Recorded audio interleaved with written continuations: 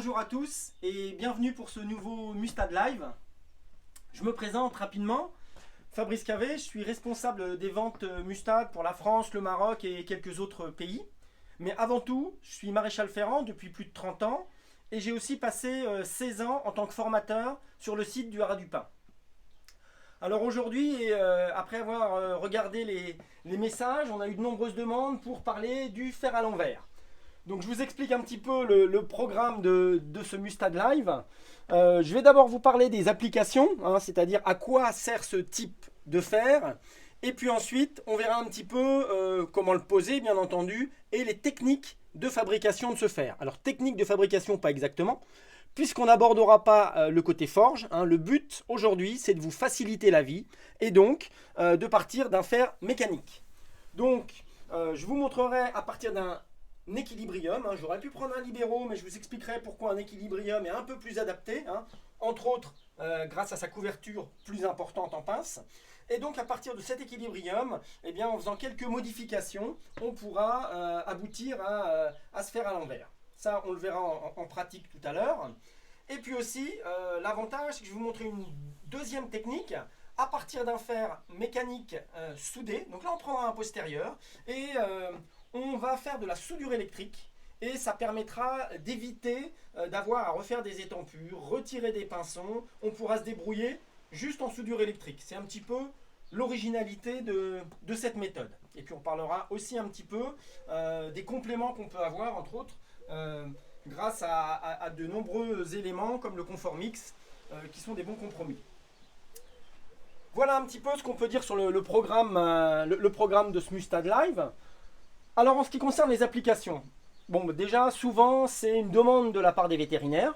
Le cheval est passé en clinique et on a une ordonnance et on nous demande de poser un fer à l'envers. C'est souvent par exemple pour soulager la zone podotrocléaire, donc la zone naviculaire, ou suite à une tendinite du fléchisseur profond, du perforant. Le but de ce fer-là, ça va être de faciliter le départ du pied et de venir soutenir les talons. Alors pour ça, il faut des connaissances un petit peu biomécaniques. Alors je vous ai fait un petit croquis. Ce qui se passe ici en termes de biomécanique, à partir du moment où on vient soutenir les talons, ici j'ai l'arrière de mon fer, donc on a augmenté la surface d'appui. Et ça veut dire que sur terrain meuble, eh bien, on va faire comme si on remontait les talons. C'est exactement l'action recherchée. Et quand on remonte les talons, il suffit de regarder sur mon petit croquis, eh bien, les tendons en verre sont détendus, ou en tout cas moins tendus. Et entre autres, mon fléchisseur profond et la zone podotrocléaire se trouvent détendus. Par contre, il faut savoir qu'à partir du moment où on fait monter le talon, bien évidemment, on va faire descendre le boulet.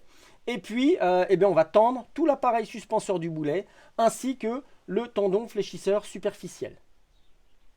Voilà un petit peu sur le principe de biomécanique. Alors, je peux vous montrer, je vous ai ramené aussi mon petit pantin pour vous expliquer un petit peu de manière claire ce qui se passe en termes de biomécanique. Voilà, de manière à ce que ce soit plus pédagogique. Voilà mon pied posé normal. Et donc, comme vous le voyez, si je remonte les talons, c'est le cas avec mon fer à l'envers, sur terrain meuble, je vous rappelle, les talons vont être supportés et donc vont moins s'enfoncer dans le sol. Et quand je remonte les talons, comme vous le voyez, mon fléchisseur profond se détend, mais aussi toute la région podotrocléaire, toute la région naviculaire se détend. A contrario, ça il faudra le prendre en compte, si vous avez un cheval qui est un peu fragile des boulets, évidemment il faudra se poser des questions, mais le vétérinaire sera là pour nous aider dans ces choix-là. Donc voilà exactement ce qui se passe en termes de biomécanique, quand on soutient les talons. L'autre intérêt de ce fer, c'est aussi le départ de pied. Accentué, ce que les Anglais appellent le break-over, et bien à ce moment-là, quand on accentue le départ de pied, on facilite la bascule. Alors voilà, je vous montre, mon pied placé normalement, et puis qui va basculer à partir du moment où le cheval passe la masse de son corps au-dessus de son pied, et ça met du temps à basculer. Et pendant ce temps-là, regardez cette zone naviculaire, elle est très très sollicitée, et enfin ça bascule. Avec un fer à l'envers, je vais faciliter le départ du pied. Donc c'est important, voilà, c'est comme si je reculais mon fer, que je matérialise ça en mettant le pantin en dehors de la boîte. Voilà. Et là maintenant, mon pied bascule beaucoup plus facilement. Je vous remontre. Voilà. Et au moment de la bascule, on a un départ de pied très accentué avec beaucoup moins de tension sur le perforant. Sur un cheval naviculaire, le soutien en talon est important, bien sûr, mais le départ de pied est, à mon avis, encore plus important. Donc c'est important d'avoir ce départ de pied facilité et le fer à l'envers aide à ça. C'est pour ça qu'il faut des fers à l'envers relativement ouverts, en tout cas pour ce type de pathologie. Voilà un petit peu ce qu'on pouvait dire en termes de révision biomécanique. Mais c'est important d'avoir ça en tête parce que quand on veut poser un fer spécifique, c'est important de connaître ce qui se passe de manière à vraiment bien le poser. Donc ça, c'est quand les vétérinaires nous le demandent. Et puis parfois, on prend l'initiative, nous-mêmes, maréchaux ferrants, de poser un fer à l'envers, par exemple, pour créer une suppression d'appui en pince. Donc l'exemple typique, c'est quand on a une belle fourmilière. Ou alors, tout simplement, ça peut être une alternative au fer en cœur. Alors, pourquoi une alternative au fer en cœur? Parce qu'on va venir donner du soutien dans les parties postérieures du pied et on va venir soulager et faire une suppression d'appui en pince qui, évidemment, pour un cheval naviculaire, est douloureuse. Alors, sur un fer à l'envers, on n'a pas assez d'appui sur cale et on va pouvoir venir le compléter grâce à des polymères type Conformix. Donc, je vous ai préparé un petit fer. Voilà, juste pour vous montrer ce qu'on peut faire. Voilà. On a un fer à l'envers. Alors pareil, il s'agit d'un fer à l'envers fait à partir d'un fer mécanique. Et puis comme on a besoin réellement de support sur les parties postérieures, j'ai complété avec du Conformix Oufpad 50 Shore qui permettent de donner un soutien postérieur maximum. Ça permet d'éviter d'avoir à forger un fer en cœur. Et du coup, on a tous dans le camion des fers mécaniques, des polymères de support, donc ça nous facilite bien la vie. Alors, j'ai mis un filet pour maintenir le tout, et puis la semaine prochaine, Danny Elliott, dans le prochain Mustad Live, nous donnera des éléments supplémentaires quant à l'utilisation et aux pièges à éviter sur toute la gamme Conformix. Voilà, alors en ce qui concerne la pose aussi, il y aura quelques pièges à éviter, c'est-à-dire qu'il faudra penser à mettre de l'ajusture en pince. Alors je dis en pince, oui effectivement, mais du coup ce sera les ex-éponges, c'est pour ça que souvent on peut se faire piéger. Et puis on va aussi gérer l'appui sur cale en fonction des besoins. Alors en termes de fabrication, je vous explique un petit peu ce qu'on va faire avant de passer à la pratique. Donc, ce fer à l'envers, qu'on appelle aussi d'ailleurs fer Napoléon. Je ne vous ai pas encore précisé pourquoi. Napoléon, tout simplement parce que certains maréchaux ferrants ont rapporté que Napoléon leur avait demandé de mettre les fers à l'envers pour tromper l'ennemi. Voilà, d'où ce nom. Alors ça, est-ce que c'est vrai ou pas? On ne le saura jamais, je pense. Mais voilà, pour le petit côté historique de l'affaire. En ce qui concerne les techniques à partir d'un fer mécanique, il y a la technique classique qui va consister à prendre un antérieur, à casser le pinçon, augmenter la surface d'appui avec un petit coup de raineur dans les parties postérieures du pied, rainer et étamper les branches après les avoir légèrement étirées, et puis éventuellement tirer des pinçons s'il y a besoin. Alors le piège, évidemment, c'est le choix de la pointure, parce que si on a besoin d'un numéro 1, on va devoir prendre un numéro 0. Pourquoi? Parce qu'on étire notre pince, enfin anciennement la pince, on étire un petit peu ça, on raine, et donc forcément on augmente la taille du fer. Et puis choix du type de fer, c'est ce que j'ai commencé à expliquer tout à l'heure. On peut le faire avec un libéraux, il n'y a aucun problème, mais l'équilibrium est plus approprié parce que sur un fer équilibrium, on a une pince qui est plus couverte, et donc il nous donnera plus de support dans les parties postérieures du pied quand le fer sera retourné. Donc ce fer-là est plus adapté, mais c'est tout à fait possible de le faire avec un libéraux. Si on n'a qu'un libéraux dans le camion, il n'y a pas de souci. Ça c'est pour la technique classique. La deuxième technique va être une technique qui va nous permettre d'utiliser la soudure électrique. Alors là on va prendre un postérieur, comme il est indiqué ici. Sur ce postérieur, je vais découper ma pince, et cette pince, je vais venir la ressouder entre les éponges. Du coup, eh ben, je vais me retrouver avec un fer à l'envers, avec des pinçons, hein, comme vous le voyez, hein, des pinçons qui sont au bon endroit, des étampures qui sont situées au bon endroit, en ayant juste fait deux petits cordons de soudure ici. Évidemment, il faudra retravailler la soudure, la tournure, pardon, dans tous les cas. Mais voilà un petit peu le principe. Donc c'est un petit peu original, mais voilà, si on a un poste à souder dans le camion, c'est une autre possibilité. Donc je vais vous montrer maintenant en termes de pratique comment réaliser ça. Donc je vais commencer par aller à l'enclume, casser mon pinçon, et puis on va chauffer pour chauffer la pince. Alors pour casser un pinçon, il y a plusieurs solutions, hein. Si vous avez une ponceuse à bande dans le camion, pourquoi pas. Il faut employer les moyens que vous avez. L'autre solution, ça consiste aussi à créer une amorce de cassure. Voilà, et à venir retirer le pinçon comme si on tirait le pinçon. Voilà, hein. Et le pinçon casse tout seul. Alors ce qu'on peut faire éventuellement, c'est remettre un petit coup à la ponceuse. C'est pas la peine puisque on va rechauffer cette partie-là. Hein. Là maintenant, je vais venir remettre un coup de raineur ici, recréer une bonne ajusture pour augmenter au maximum ma surface d'appui. Donc, je mets au chaud. On met à chauffer gentiment.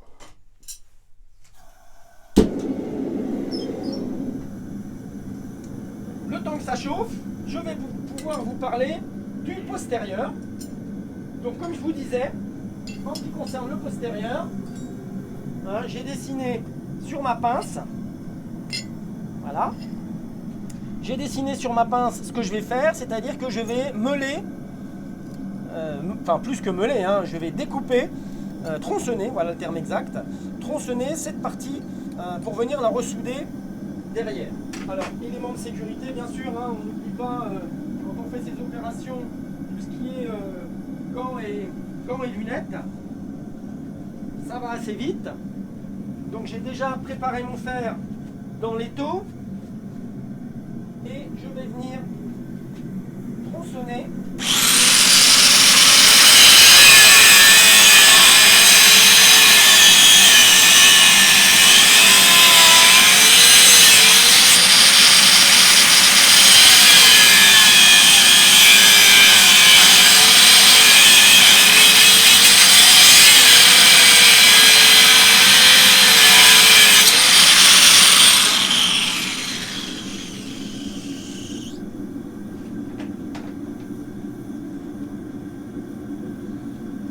Maintenant, je n'ai plus qu'à récupérer mes deux branches. L'avantage d'avoir les gants, c'est que...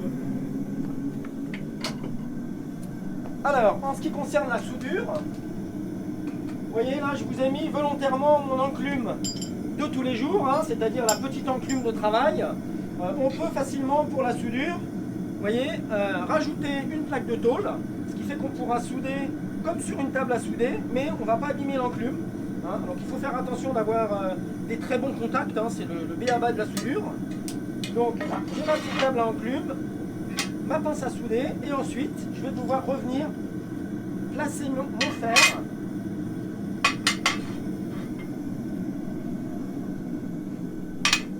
prêt à souder. Alors on fait attention de bien respecter la rive externe. Voilà, pour placer notre fer. Alors on pourrait, hein, normalement, nous sommes d'accord qu'en soudure, on fait des angles, etc. Là, j'ai pas spécifiquement besoin de chanfreiner parce que je vais chauffer très fort. Je vais chauffer très fort, je vais tout fondre. Hein. On peut se permettre de mettre la pêche.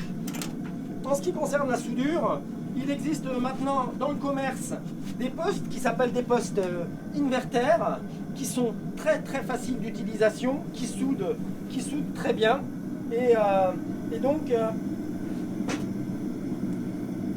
qui sont très pratiques. Alors, le casque, évidemment, très important. Moi je vous conseille un casque électronique parce que ça nous permet de bien nous faciliter le travail. Le réglage, bah c'est facile, il suffit de régler en fonction de la baguette. Pour ce type de soudure, moi je vous conseille de prendre du 3,2. On n'hésite pas à mettre beaucoup de puissance, c'est pas de la tôle, on risque pas de traverser, donc il n'y a aucun souci là-dessus. Donc on amorce.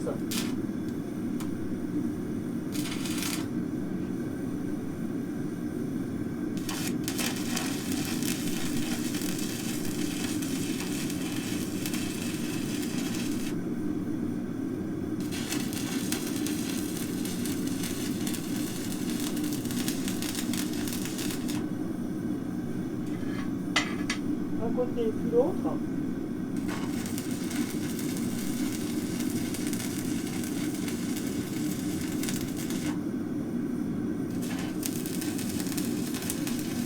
Vous voyez, ça demande un petit peu de temps, mais ça va quand même très très vite.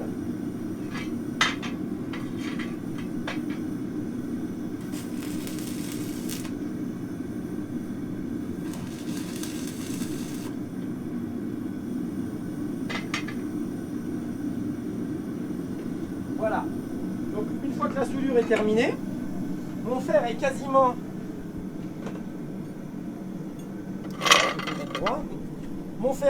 prêt, hein, vous voyez. Alors bien évidemment, il va falloir faire des finitions, il va falloir faire des biseaux, hein, entre autres pour faciliter le départ du pied. Hein. Mais le fer est prêt et évidemment il faudra le remettre en tournure.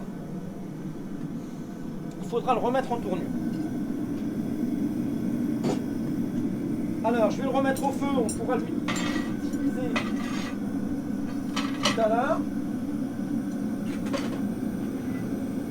pour changer la tournure. Alors maintenant, je vais m'occuper du fer avec lequel j'avais cassé le pinceau.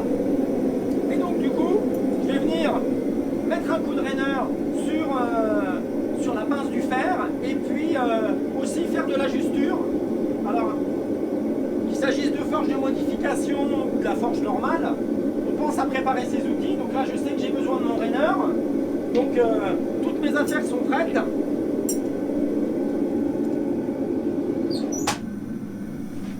Donc, en termes d'utilisation du raineur, là, j'ai pris mon raineur GDM standard, mais j'aurais pu prendre évidemment le raineur wide, le large, puisqu'on veut un maximum de largeur de rainure. Hein. Si vous avez un vieux raineur que vous avez réaffûté plusieurs fois, ça peut aussi très bien faire l'affaire. Pareil en ce qui concerne le marteau, là je travaille bien évidemment avec la boule pour avoir plus d'impact.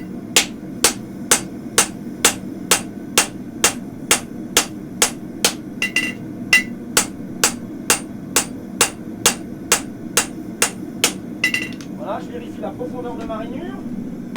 Je pense à graisser mon raineur. Et puis tant que mon fer est encore chaud, je vais venir travailler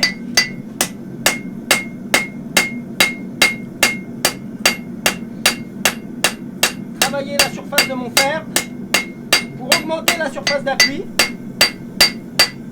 On va avoir un maximum de surface d'appui pour éviter l'enfoncement des talons dans le sol quand mon cheval travaille sur terrain meuble.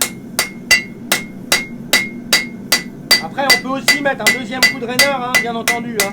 Il y a des solutions offertes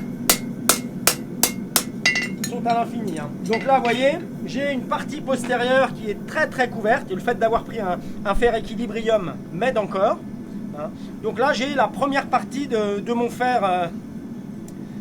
De mon fer à l'envers. Alors pour la suite, je vais venir à l'enclume travailler mes fins de branche. Hein, entre autres, je vais venir étirer ces fins de branche. Évidemment remettre à plat, hein, puisqu'on veut surtout pas avoir de surépaisseur, hein, on veut que ça bascule un maximum. Et puis je vais procéder à la conception de la rainure et à l'étampage. Donc j'ai déjà préparé mes fers.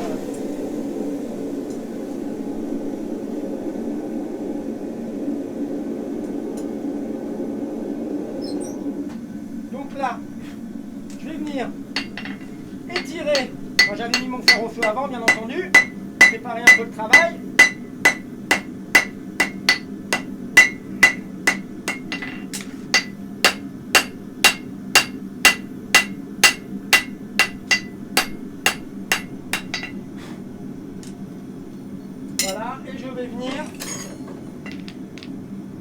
s'occuper de...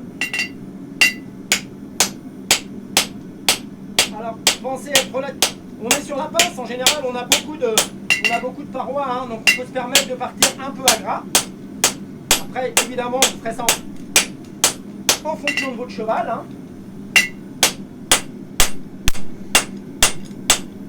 Pareil, hein, je viens taper avec la boule, encore une fois. Pour l'arrêt de rainure, je lève la main et je viens taper sur la plus haute, la partie la plus haute de mon raineur.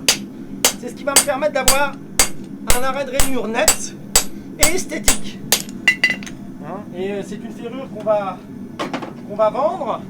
Le côté esthétique reste important. Ensuite, étampage, on pense à laisser un petit peu de place pour le pinceau. Bon là, je rajoute 3 étampures, c'est pas forcément nécessaire. Hein.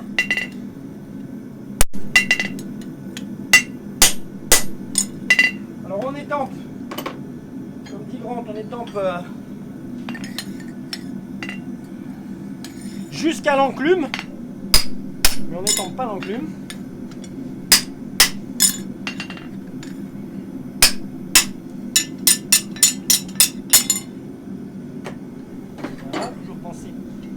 Dire.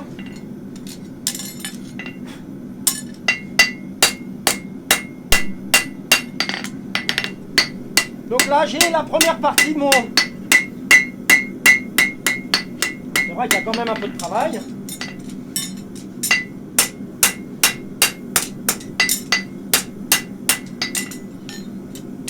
J'ai la première partie de mon fer hein, qui a été réétampée et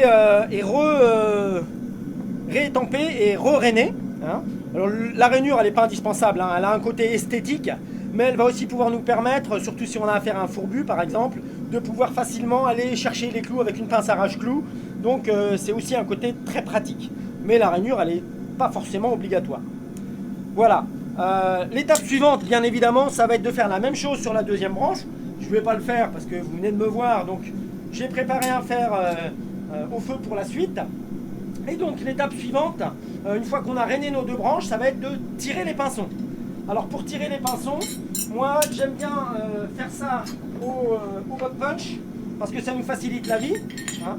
Donc je vais venir poser mon bot punch sur tout près de la rive externe, hein, une fois le fer chaud, taper avec la boule du marteau, puis incliner mon bot punch pour sortir une masselotte pour me faciliter le travail. C'est un petit peu ce qu'il y a de pas très pratique avec ce fer. Si on veut tirer des pinceaux, parce qu'on peut aussi le poser sans pinceau, mais si on veut tirer des pinceaux, les pinceaux en bout de branche sont un peu techniques, un peu difficiles à tirer.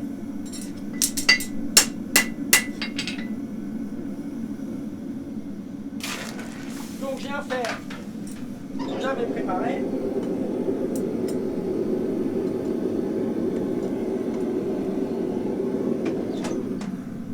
Qui est grandement assez chaud, du coup, voilà, trop chaud. Alors, je vais mettre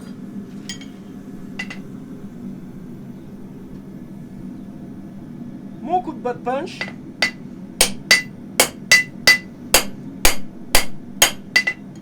Voilà, et on vient terminer sur le coin de l'œil de l'enclume. Et là, j'ai sorti. Donc je vous montre doucement. Vous voyez, là on a une petite masselotte qui est sortie. Ce que je vous ai pas dit aussi, c'est que l'intérêt aussi, ça va être d'aller le tirer sur une enclume qui possède un nid d'hirondelle. Je vais vous montrer ça rapidement et préparer l'enclume.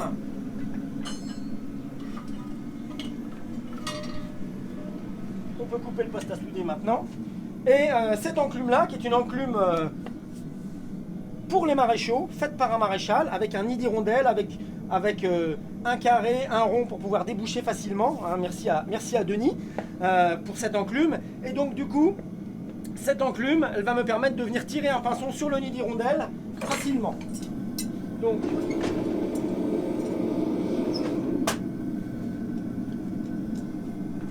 on aurait pu le faire bien évidemment dans la foulée. Donc là, je vais prendre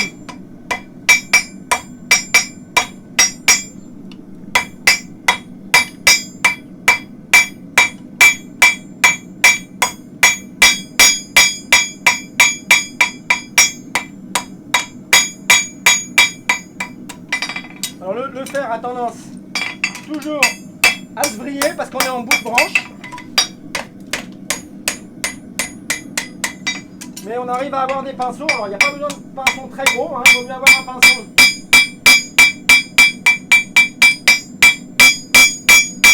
bien solide.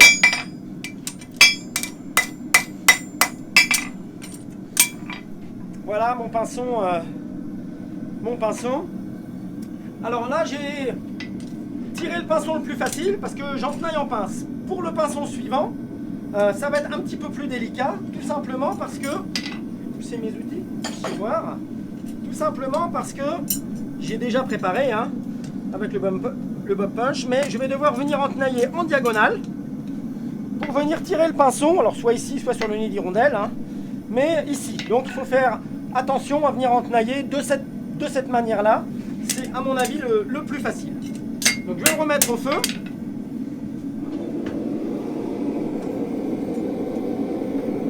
Et puis je vais venir travailler mon fer, le fer qui a été fait en soudure, donc qui ressemble, je vous l'accorde, hein, qui est pas très joli pour l'instant, mais il manque de finition. Il manque de tournure déjà, et il manque de finition bien entendu.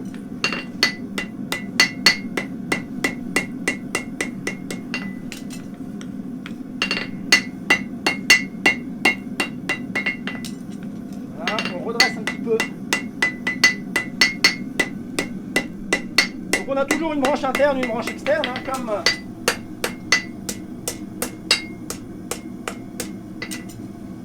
voilà. Et là déjà on a un fer qui est beaucoup plus harmonieux dans sa tournure. Je viens écraser mes soudures. Alors vous voyez, on n'a toujours pas les soudures, ça bouge pas, hein. Il n'y a pas de souci là-dessus. Quelques coups de marteau, on les efface. Si on veut être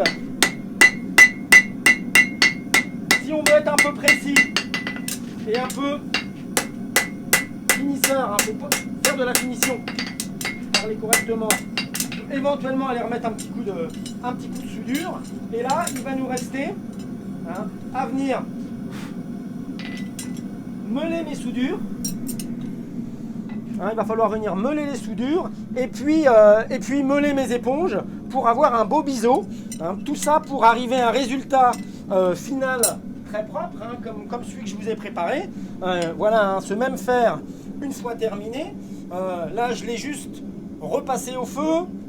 Avant de le repasser au feu, j'ai revu mes soudures, meulé mes éponges, meulé ma rive externe. Et on a un fer, voilà, on a l'impression que c'est un fer qui sort d'usine ou un fer forgé. Mais voilà. Donc voilà un petit peu ce qui se passe en termes sur le fer soudé, qui est quand même une technique originale, mais comme vous l'avez vu, très pratique. Alors je vais maintenant vous montrer pour tirer le pinceau.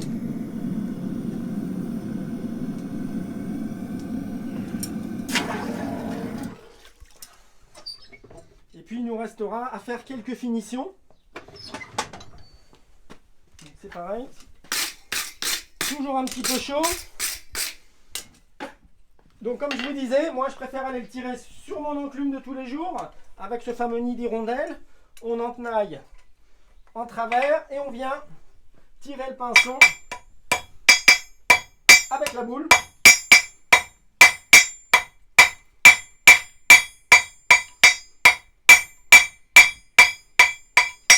Voilà, c'est un pinceau qui est un petit peu plus délicat à tirer. Bon, ça se fait, hein, il faut peut-être quelques entraînements, comme je vous disais, hein, en bout de branche. C'est jamais trop facile. Mais voilà, hein, il suffit d'en faire quelques-uns. Et puis voilà, mais on peut avoir des pinceaux, solides et assez haut bien entendu, hein. On va tirer le pinceau en fonction de ce dont on a besoin. Si on a besoin d'avoir une plaque, ben on va penser à tirer un pinceau un petit peu plus gros. Alors j'en profite que ma branche soit chaude pour remettre un peu en tournure.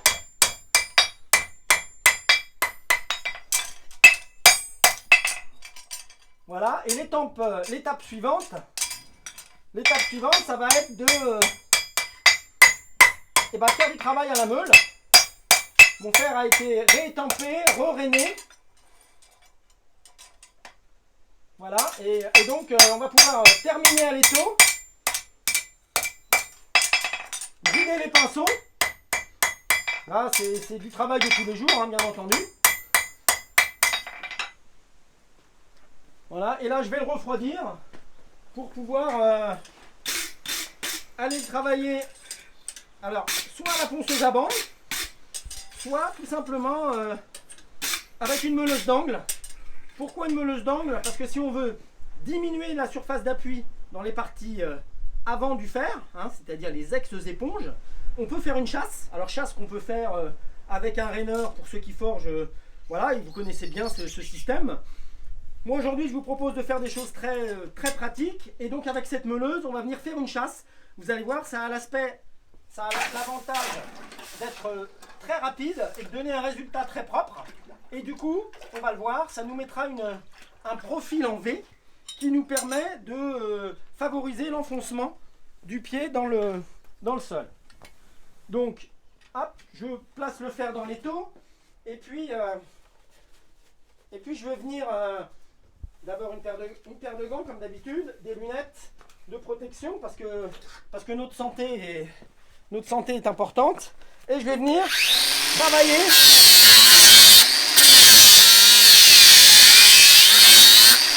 avec la meuleuse pour faire ma chasse.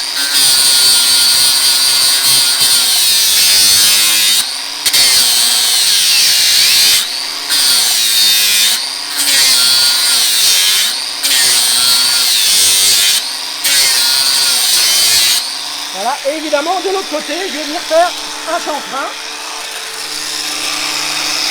un biseau plus exactement, qui va me donner un profil en V.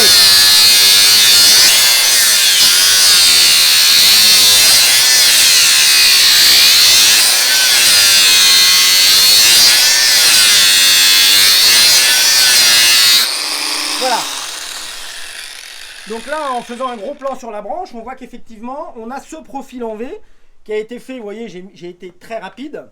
Alors ce qui aide aussi, c'est l'utilisation de cette meuleuse spécifique, ou en tout cas de ce disque spécifique, hein, qui nous permet de faire vraiment une chasse, tout simplement parce que le disque est en caoutchouc, donc flexible, comme vous pouvez le voir. C'est plus facile à faire qu'avec un disque, un vrai disque rigide. Voilà. Donc là, eh bien, je vous ai montré les différentes techniques, en espérant vous avoir montré des techniques que vous pourrez réutiliser dès demain. Et puis voilà, je voulais vous montrer donc comment on pouvait réaliser ces types de fer le plus facilement possible. Voilà, et ben, j'espère que ce Mustad Live vous aura plu. Bien évidemment, j'attends vos commentaires, vos questions. Avec plaisir, je répondrai à toutes vos questions. Et puis le prochain Mustad Live, Danny Elliott nous présentera le Conformix avec les différentes utilisations possibles et les techniques de pose. Et puis voilà, il ne me reste plus qu'à vous souhaiter un bon week-end. Et puis faites bien attention à vous par ces temps un petit peu spéciaux. Et je vous dis à la prochaine fois. Bye!